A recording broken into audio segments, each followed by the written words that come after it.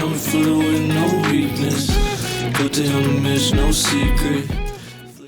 Mr. John Makdessi, how you doing, John? Good to see you, man. Thank you for having me. How are you doing? I'm doing fantastic, man. Thank you so much for taking the time to talk to us. I know you're coming right out of surgery, so let's kick it off with that, man. How are you feeling right now after the fight? Such an amazing war you had with Ignacio Bahamondes. Tell us a bit about that. How you feeling? I mean, overall, I feel good.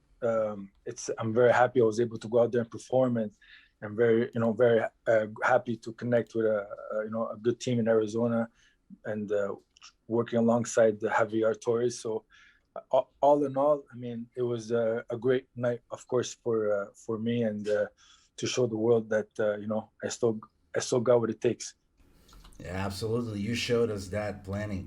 You revealed after the fight that you were going into surgery. You just got out of it. You had a problem with your foot. Could you share a bit of what happened and what the procedure was?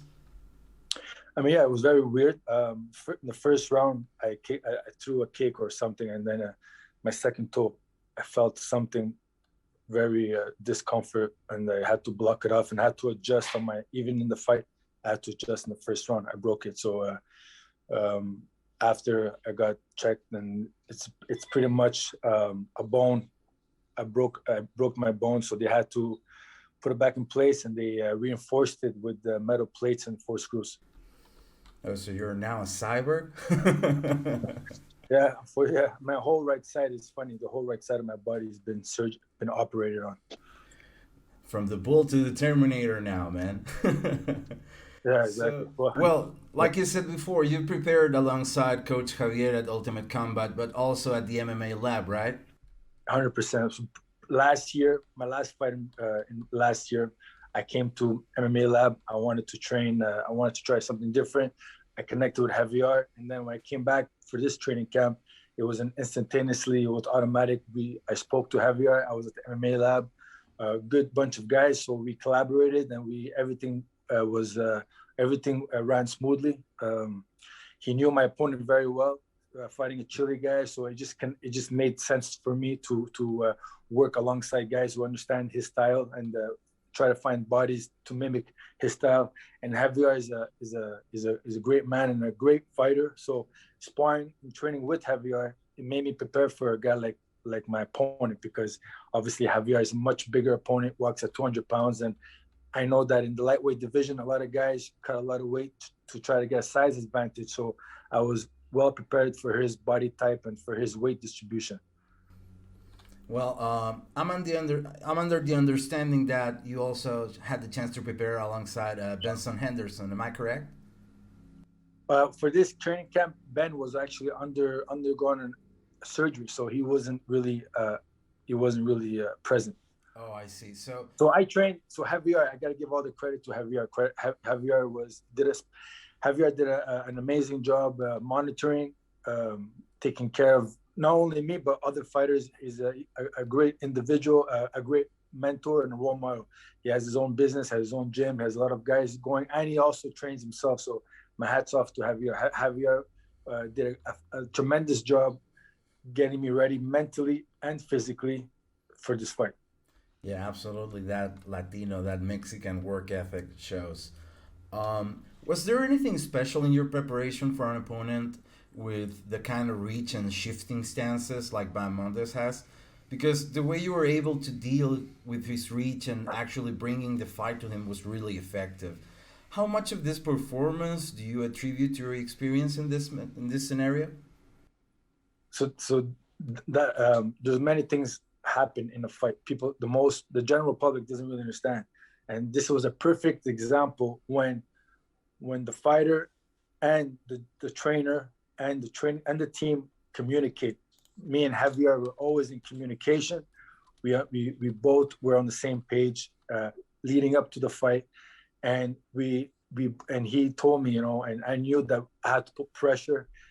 Everyone knows me as a counter striker. Everyone knows me as I like to kind of step back and play it safe, in my past fights. But training alongside Javier, we really focus on being the aggressor and fighting him like a Mexican boxers. You look at Canelo Alvarez and a lot of high level boxers. They always keep the pressure, but intelligently, you know what I mean? Not taking too much damage. So it was a very, you know, we're very fortunate it played out to our favor. Staying, you know, no matter, we knew that he was going to come hard. We knew that he was going to come strong, but staying patient and experience, you know, being in the octagon for a long time, fighting high level UFC fighters. I knew that, you know, it was going to be a durable fight. And I knew that eventually he was going to break mentally, because he's a young kid and he never, you know, first time in the big leagues. Well, you really showed your stripes and looked like a crafty veteran in there, no doubt. You delivered a gritty veteran performance. And like you said, Bahamondes was coming into this fight with a lot of hype. After the way he secured his contract in the Contender Series, and when it was announced that you were his first official opponent, I was personally stoked, because I know you're a crafty veteran and the matchup was a guaranteed action-packed dynamic fight. What were your impressions of Ignacio before and after the fight? Did you learn anything from her in there? I mean, for me, a fight is a fight. You know, I don't really. I've been doing. For me, competition is competition. So you know, did I learn anything from fighting a guy like that? No, I mean, I just not really. You know, for me, it's just another obstacle in front of my way, but I always try to keep it. I always purposely keep it stand up. I always try to keep it exciting, because people, the fans, and I know Dana White, he loves strikers. He's a big fan of strikers. And my only surprise was when he was trying to wrestle with me. That was a little bit unexpected, but again, you know, I was ready. I was prepared for whatever he brings to the table. You know, when he became a little bit desperate, he was holding on to me, clinching, trying to take me to the ground. Other than that, I expected him to be doing what he was doing, moving a lot and try to keep his distance. What do you see for Bahamondes' future in the division? Because as a Chilean fan, I need to ask, and what better man to ask than you? You fought him, and you're an experienced veteran, so I really wanted to get your take on that. Well, I take my hats off him. He's a young kid. He has a lot of. I mean, the sky is the limit for him. You know, at the end of the day, a fight is a fight. Because unfortunately, the sad part of mixed martial arts is that we don't fight frequently. So when we do fight, it's a more of a importance. But that being said, he's a young kid. Go back to the drawing board and just continue training and get back in there. That's all we can do as fighters. That's what we do. We train, we fight. We don't really. I don't try to overthink stuff. You know what I mean? So he has a lot of potential, and he showed a lot of heart, and he has great skills for him to be a top fighter one day. You know, it just that night wasn't for him. Well, it was a war, no doubt about it. And I really wanted to ask you this. Did you feel cheated out of a performance bonus that night? Because after such a display in the cage by both, I mean, the fight was the unofficial fight of the night on social media. Well, you know, my whole career was ups and downs. You know, if you want to go all the way back to the Rogers Center when I did the spinning back fist, there's so many good performances that I never got. Everybody's like, "Oh, John, you're gonna get the performance," and I never got it. Judges going favoriting the other guy, you know, getting misjudged, and even the decision was I felt it was a unanimous decision, but they gave me a split decision. I mean, this is life, right? You cannot control it, but unfortunately, it is what it is. You know, I can't think of these things because it's something that's out of my control. Yeah, I was going to ask about that. I mean, I might be Chilean and all, and Ignacio might be my guy, right? But I still saw it as a unanimous decision for you. I have to be honest. And I was going to ask you that. What did you feel about the scoring of that card? Were you in any point thinking maybe I would probably get a split decision loss here?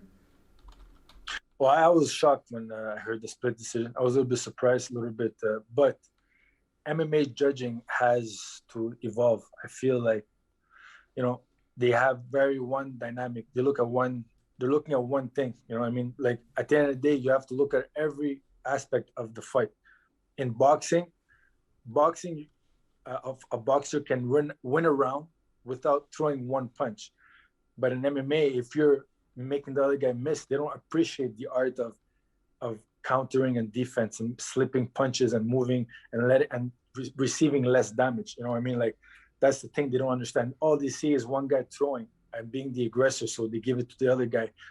You know what I mean? Sometimes I like to take a break, and I like to play defense. Sometimes I play offense. It depends on the situation, you know. So I don't know what the judges are looking at, and that's why this is something in the MMA world, that MMA judging, everyone knows that we need to kind of evolve with the time and try to understand more. You know, try to score fights better than just whatever they're looking at. Yeah, I don't know if you watched the last UFC card. There were a lot of calls there that I didn't agree with, and yeah, it's becoming an issue. We always talk about it, and of course, the MMA community has this as a subject close to the heart, right? So hopefully, we'll get it fixed sometime soon. I want to take you to what's next for you. I mean, you usually fight once a year. That's the rhythm that you've been getting for a while now. Are you planning to stay active in 2021? Because, man, after a performance like that, I would love to get me some more of those John Makdessi fights. You know?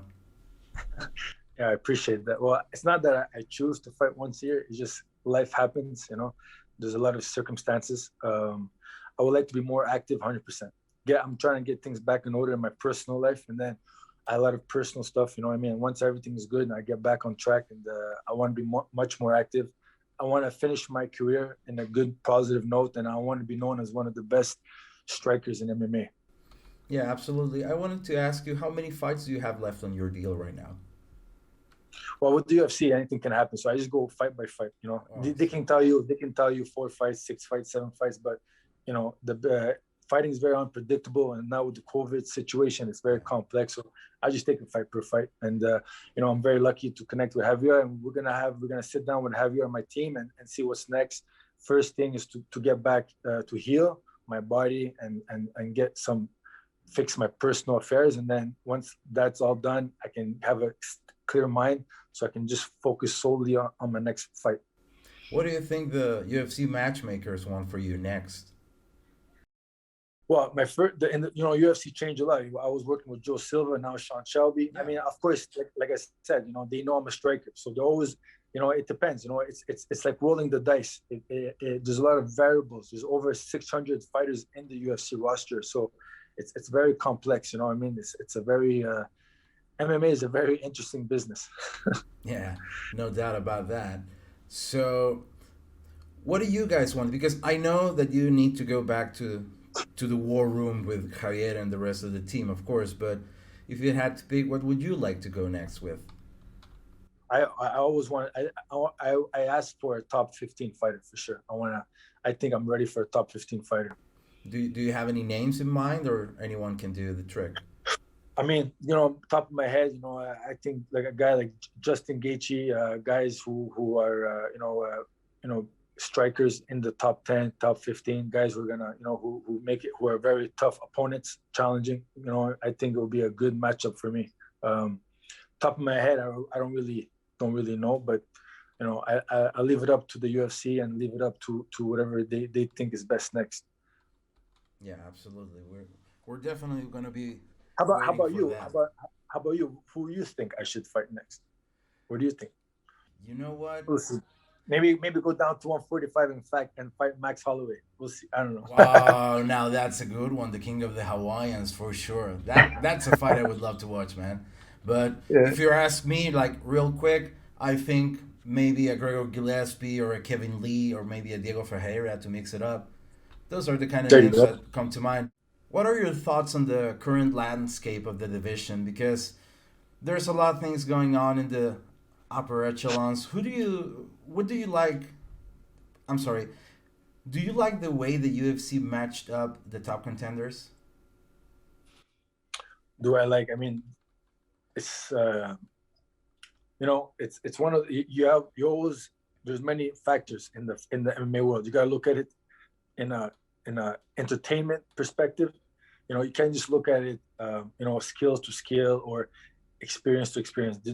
Like I said, there's so many things happening. There's a lot of UFC fighters, so they kind of play the roulette. You know, they roll the dice. So sometimes a lot of things don't make sense, but they need to make things rolling. You know, right now UFC is a big, one of the biggest organizations in the world, and they have a lot of fighters and they have a lot of supply and demand, so they got to make things work. So, I mean, do I agree with it? Me personally, it's not up to me to decide.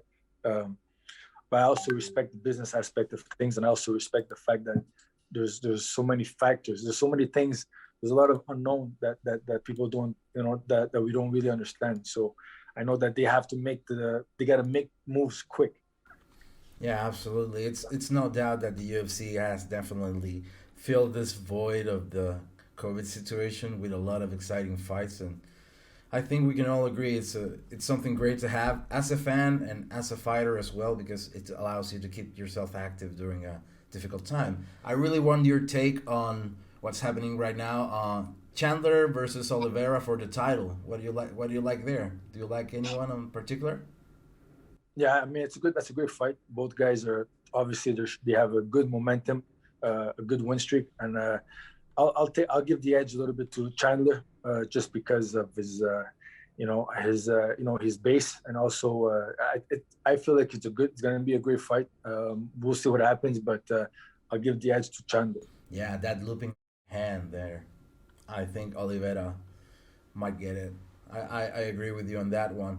And how about Poirier McGregor trilogy? Who are you picking that one? Yeah, that's gonna be a good fight. I mean, it depends. Again, fighting is so unpredictable. One guy can be winning the fight, and then next thing, the whole table can switch on just one kick. Poirier, I felt Conor was getting the best out of Poirier, and then Poirier, throw those low kicks and kind of switch the table around. So it's going to be interesting. Hopefully after this fight, that chapter is closed, because, all these trilogies and all these things are becoming very interesting. Yeah, absolutely. Well, John, I wanted to thank you for taking the time out of your recovery, because as we said at the beginning, you're coming out of surgery, so I really appreciate you taking the time to talk to me. I really want to hear you talk to the fans, like the actual fans like me, who are on the daily, wanting to see the fights, wanting to see everything about the UFC, about MMA. If you have a message for your fans, I'd love to hear it, man. Yeah, I mean, first off, if it wasn't for the fans, we wouldn't be able to do what we love. The fans are what makes the sport, what makes the sport, what makes the sport alive. And having no fans, no audience, of course, it's always been something hard to deal with. But without the fans, the fighters are nothing. The fans, the media, the journalists, you guys are like our voices. It's very important to have people like you guys to keep supporting the fighters, because it's a very tough sport. It's a very it's a very violent sport, and all the fighters, we sacrifice everything to give the fans excitement, blood, sweat, and tears. So my hats off to the fans, and I love you guys, and thank you for the continuous support. Well, John, my table is a small table, but you're always welcome in it. I'd love to talk about the fights. I'd love to talk about the struggle of the fighters and everything that comes with this sport. So thank you so much for being with me today. Thank you for being with For the Win. Thank you. Go down a miss, no secrets. Flick of the wrist, don't sleep, please come for your head, you need Jesus.